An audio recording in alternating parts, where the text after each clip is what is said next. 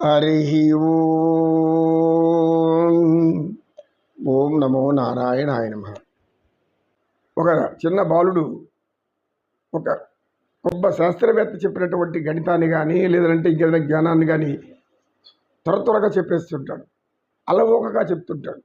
నోట్లోంచి వస్తూ ఉంటాయి. మరి ఎట్ట కలిగిందా వాళ్ళకి ఆ జ్ఞానం? నేను పూర్వజన్మ ఏదో స్థితిలో ఉన్నాను అనేటువంటి స్పృహలోకి వస్తుంటారు. వాళ్ళకి ఎలా వచ్చింది? ఇవన్నీ రావడానికి ఎవరు కారణం? ఈ అందరికి ఎందుకు రాలేదంటే జ్ఞానం.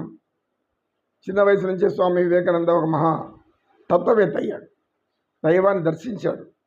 మరి అందరికి ఎందుకు రాలేదు ఆ జ్ఞానం? పూర్వజన్మ అతని యొక్క సంస్కారం అలా తీసుకురాబడుతుంది. పూర్వజన్మ సంస్కారాలు కర్మరూపంలో మనం నిర్మించుకుంటాము. అది పుణ్యమైనా కావచ్చు, పాపమైనా కావచ్చు. ఆ సంస్కారాల నుంచి జన్మ ఉంటుంది అర్జున అని చెప్తున్నాడు ఆయన. కనుక అద్భుతాలు మనం ఎన్నో చూసాం. ఒక చిన్న వయసు కుర్రాడు లెక్కలు ఏమడిగినా కూడా, ఒక మేధావి కూడా చెప్పలేని లెక్కల్ని, ఈ యొక్క సబ్జెక్ట్లో ఉన్నటువంటి విషయాలను తమ వెంటనే అలవోకగా జ్ఞానం అద్భుతంగా ప్రకటిస్తూ ఉంటాడు. కొంతమంది ప్రకటించలేదు. మా దాంట్లో ఫస్ట్ ర్యాంక్ వచ్చింది, స్టేట్ ఫస్ట్.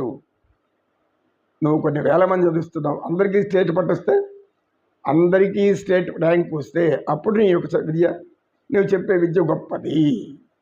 అలా కాకుండా ఎవరికో ఒక ఇద్దరికి ముగ్గురికి వస్తుంది, 10 మందికి వస్తుంది.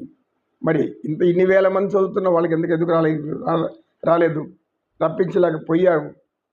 దీనికి సమాధానం ఉండదు. మనం చదువుకోగలవాడు, తెలివి ఉన్నవాడు ఎక్కడన్నా చదువుకుంటాడు. ప్రజాస్వామ్యాన్ని కాపాడడానికి మూడు వ్యవస్థలు మీ చేతుల్లోనే ఉంది. మీ ప్రజలనే వాళ్ళ చేతుల్లో ఉంది. మీరే పరిపాలకులు. ప్రజల చేత, ప్రజల కొరకు మనల్నే పరిపాలించుకుంటున్నాం. ఆ విషయం మర్చిపోయి ఎవరో పాలకులతో భ్రమించి పాలకులకు నిత్యం భయపడుతూ ఉంటాం. ఎందుకు? ధర్మమా అధర్మం మనకు కావాల్సింది. ప్రజాస్వామ్యం అనేది ప్రపంచ దేశాల్లో, పెద్ద దేశాల్లో ఉన్నాయి. ఎందుకు? స్వేచ్ఛ స్వతంత్రం అనుభవించడానికి. కనుక మనం చెప్పుకోవడానికి ఇలాంటి ఎన్నో సంఘటనలు ఉంటాయి.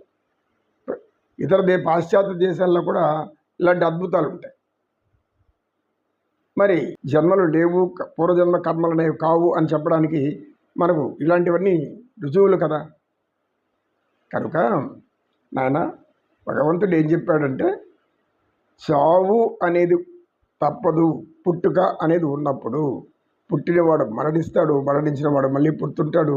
సంస్కార కర్మల చేత కారణం అదైపోయి సూక్ష్మ శరీరంలో నుంచి అలాగే ఆత్మరూపంలో ఉండి అటువంటి శరీరాలు ధరించేటప్పుడు శరీరమే అసలు జన్మే లేకుండా వెళ్ళి అక్కడే పరమాత్మలో లీనమైపోతాడు.